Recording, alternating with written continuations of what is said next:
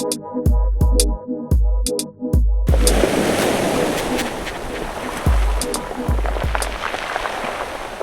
in this SUPboard how-to video, we're going to be taking a basic look at the terms and terminology used when we're talking about a SUPboard. So this video really is aimed at people who are getting into the sport, or people who've just got into the sport and maybe bought their first board, or you're watching a lot of our videos, our reviews, and you want to know a bit more about the terms that we use in those videos.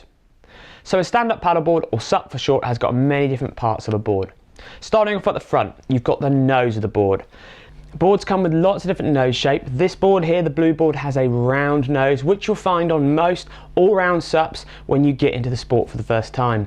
Race boards have much longer, narrower noses, and they're better at piercing through the water faster. And surf shapes have got all sorts of nose shapes, from round to pointy to cut off stubby noses as well. Moving back from the nose, you have the deck, which is the top part of the board that connects the front and the back. The deck has got lots of things on it, from bungee straps you might find at the front to store stuff, to camera mounts right up near the nose area. And then also there would be a large deck pad on the board to give you grip. And if there isn't a deck pad, then generally you would need to wax the board. Those sort of boards that haven't got deck pads are really more surf orientated, that would need waxing. In the middle of the deck pad, you will generally always find a handle. The handles can vary in shape, size and construction. Hard boards, or composite boards as they might be known, have more handles recessed inside the boards. And also handles you will find on other places of the board as well, especially if you're looking at a race or more performance SUP. So the deck moves right back to the back of the board, and then it connects the tail. So the tail is the back part of the board opposite to the nose. And also you'll notice sometimes at the tail of the board there is a raised deck pad or kicker where you can put your foot against to give you extra grip in maneuvers like step back turns and when you want to catch some waves. Just behind the deck pad at the tail of the board, you'll always usually find your leashing point and your inflation valve. Some inflatable paddleboards will have an inflation valve at the nose or at the tail.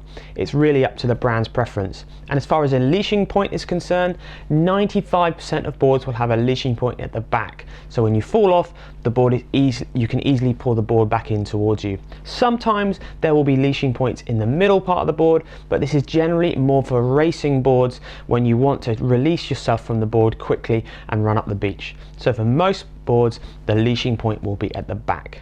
The tail shape at the back there, just like the nose shape at the front, does vary dramatically, and it gives you a different characteristic feel to each different type of board. So race boards, surf boards, all-round boards, they all vary in tail shape to give a rider a different sort of feel. The part alongside the board that connects the top deck part of the board to the bottom is called the rail. Rail shapes can also change and vary dramatically depending on what the manufacturer wants the board to feel like on the water. An inflatable paddleboard like this one will generally have a round rail shape all the way through, right around the board, where a hard composite, maybe carbon board, maybe have a different rail shape from front to back. When it comes to the construction of paddleboards, you basically have two different types. You have a inflatable stand-up paddleboard, or SUP for short, like these two here, or you can find a hard composite board that's basically made out of glass fiber, epoxy, carbon, Kevlar, anything that gives a hard outer shell around the board. There are pros and cons to both these types of boards, but definitely the most popular boards in the market, and the board you'll probably get into, will be the inflatable board, the SUP. The SUP is very durable, easy, it rolls into a backpack, so easy for transportation and getting it into the sport. The composite boards are way more performance based, they are faster to paddle, and they will offer you better performance in racing and in the waves. Looking at the bottom of the board, which is the underneath the board, straight away you'll notice there's more curve on the bottom of the board. This is called the rocker line, the curve from front to back. The front part of the rocker line can be called the nose rocker, and this helps chop and bumpy water move towards the back of the board. The back part of the board with the rocker line can be called tail rocker or tail kick. The combination of different shapes of nose and tail rocker do give the boards all different feels. At the back of the board, at the tail of the board, where the tail kick starts to happen, you will have your fins. Fins vary in shapes, sizes, and the amount of them you have on your board. This board has a center sliding box, so it's a single fin. The most common boards you'll find on the market are single base fins like these. 2+1 fin setups, which is where you have a single center fin with 2 smaller side fins, a thruster setup, which is where you have 3 fins fixed all the same size, and then a quad setup, which you will find on surf shapes, which is 4 fins at the back of the board. As for what is the fastest or best to use on the water, it really comes down to personal preference and what the board should feel like on the water. A performance surf shape will generally have smaller 3 thruster fin setup or 4 quad fin setup, whereas a beginner SUP will generally have bigger fins or a bigger center fin to help you go in a straight line and make tracking, which is moving forward in the water, as easy as possible.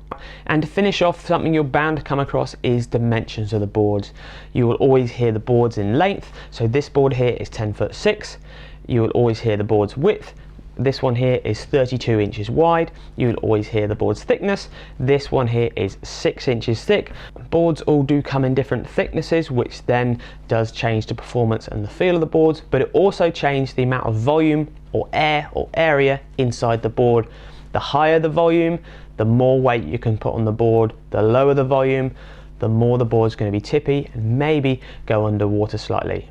Hope you found that how-to video interesting and informative about the basic terminology used when we're talking about a stand-up paddleboard. If you want to find out more videos like this, remember, check out SUPboardermag.com, where we've got hundreds of different level videos from intermediate, beginner right up to advanced stuff for all levels of rider. And also check out a load of our reviews. At the moment we are reviewing a lot of inflatable, cheaper price point boards. So until next time, we'll see you on SUPboarder. Thanks a lot.